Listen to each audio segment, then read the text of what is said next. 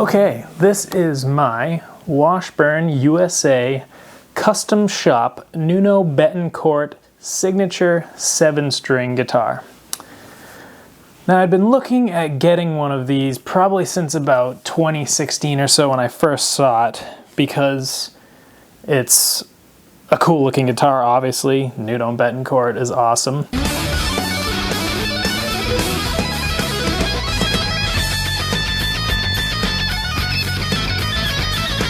And it is one of the rare cases where you get a 7-string guitar with 22 frets. So this neck pickup is in an actual reasonable location where you get some good vibrational tones of the string. And in the 7-string guitars, it's just harder to find 22 fret guitars. So I saw this Nuno guitar. At the time, you couldn't really get one, I don't think. You couldn't really order one. So I put an alert on eBay to alert me when one of these shows up on the site. So one showed up on eBay in 2017, and immediately I was kind of like, yeah, I should probably buy this thing. It's rare. What's so great about this guitar? Well, it's got USA Floyd Rose. The guitar itself is made in the USA. It's got this Stevens extended cutaway neck joint, which allows you to really get way up in there and get to the high frets. It sounds cool too, you know, you got your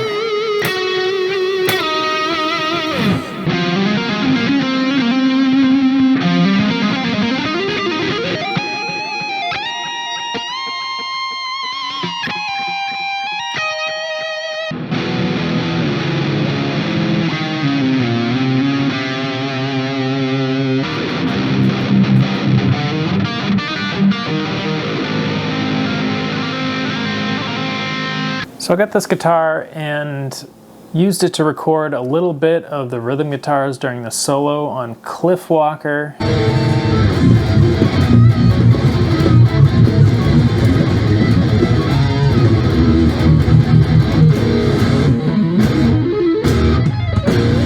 And then used it to record just about every guitar, I think, for Slunge. Which was kind of like the primary, I don't know, goal of this guitar. It really fit that song because I was going for like a real Jimi Hendrix meets 7-string kind of vibe.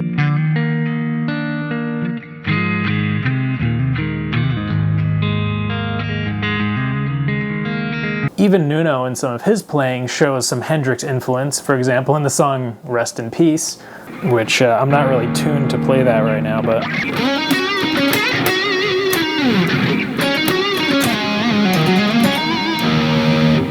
yeah, so this guitar, I had usually kept it tuned to what I call like a top biased, I guess maybe it would be bottom biased, I don't know. A normal 7-string is tuned effectively just like a 6-string, but you add one lower string.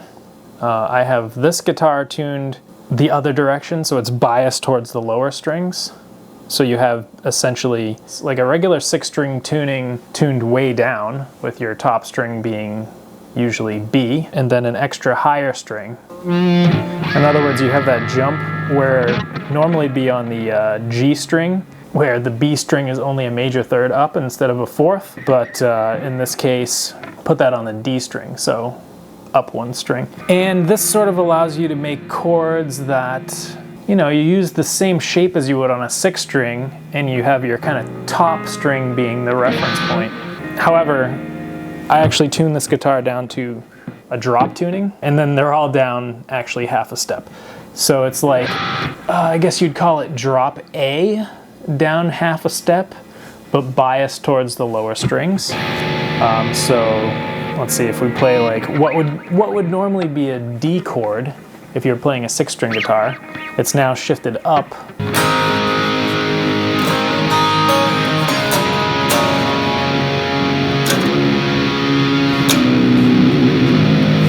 One modification I did to this guitar, I think when I first got it, was throw in a tremolo.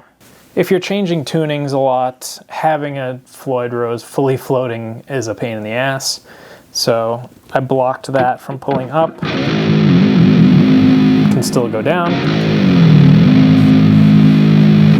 I also put in a push-pull pot over here to effectively make it so when you pull it up, it's like you took a tone knob and cranked it all the way down to get like a really warm, jazzy kind of tone. Because there's no tone knob, obviously, didn't want to drill a hole in it to put a tone knob, because I hardly ever use a tone knob, but it can be useful. For example, on slunge, on some of the little jazzy, clean lead parts.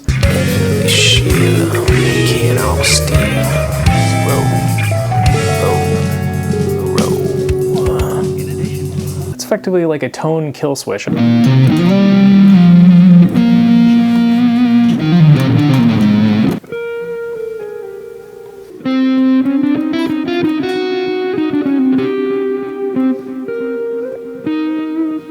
This guitar ended up developing a bit of a problem over time.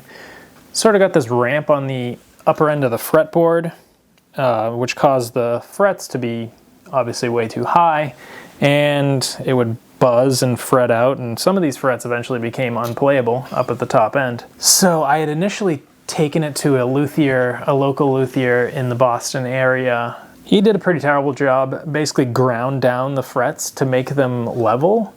But then you effectively had these frets that were like tiny up here, so you'd be touching the fretboard when you fretted a note. So that was a bit of a disaster. Then I ended up taking it to this place, Equilibrium Guitars in Boston, and they did a great job actually. That guy put it in a jig, basically got the neck kind of straight because it had a little bit of a twist, planed the fretboard down to get it flat, and then put all new stainless steel frets in. So after that, it played amazingly, and it was like, it's awesome. Stainless steel frets are great, right? You can bend and it feels like you're bending on ice, as someone said once. Actually, I think it may have been one of the guys in that shop. So that was fixed.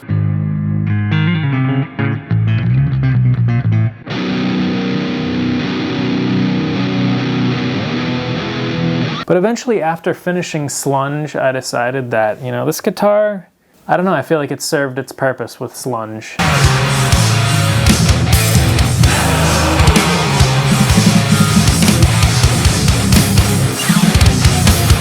So I threw it back up on eBay and ended up selling it. I'm actually shipping it out probably in a day or two. The auction is ending tonight. So I don't know, will I regret it? Will I miss this guitar? Probably. You know, it has its fun moments.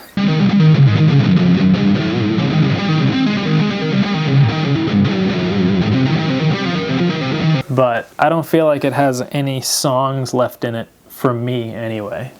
So it's time to let it move on to a new owner, and hopefully it will inspire him or her to create some cool tunes. And yeah, I won't be playing it anymore, I suppose. I guess that's it. This has been Peet's Geets, the Washburn, USA custom shop Nuno Bettencourt 7-string signature guitar. Goodbye, and thank you for watching.